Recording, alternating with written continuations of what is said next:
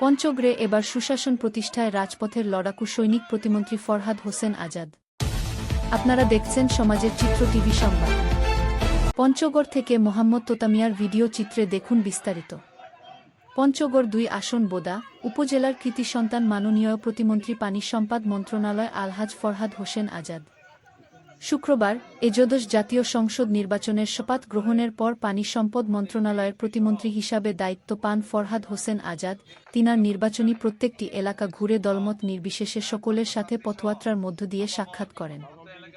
এ সময় মন্ত্রী বলেন, আমার এলাকায় আর কোনো দুর্নীতি নয়, দুর্নীতির গলা টিপে এই জেলায় সুশাসন প্রতিষ্ঠা করব।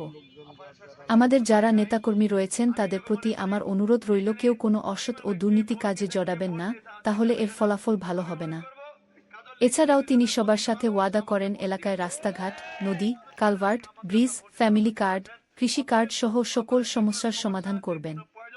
বিশেষ করে নদীর পাড়ে যারা সরকারি খাস জমি দখল করে রেখেছেন সেই সব জমি দখল মুক্ত করে পুনরায় নদীর নাব্যতা ফিরিয়ে আনতে নদী খননের কাজ শুরু করবেন। নতুন বাংলাদেশ গড়ার লক্ষ্যে তিনবারের প্রধানমন্ত্রী মরহুমা বেগম খালেদা জিয়ার পুত্র জনাব তারেক রহমান এজদশ জাতীয় সংসদ নির্বাচনে বিপুল ভোটে প্রধানমন্ত্রী হওয়ার পর শপথ গ্রহণ করেন। শপথ গ্রহণের পর প্রধানমন্ত্রী তারেক রহমান আমাদের এ সকল দিকনির্দেশনা দিয়েছেন, তা আমাদের অক্ষরে অক্ষরে পালন করে সুন্দর দুর্নীতিমুক্ত বাংলাদেশ গড়ার কাজে এগিয়ে যাব ইনশাল্লাহ। সমাজের চিত্র টিভি সংবাদের সাথে থাকার জন্য ধন্যবাদ।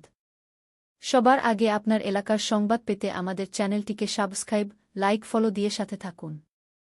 পরবর্তী সংবাদ শোনার আমন্ত্রণ রহিল।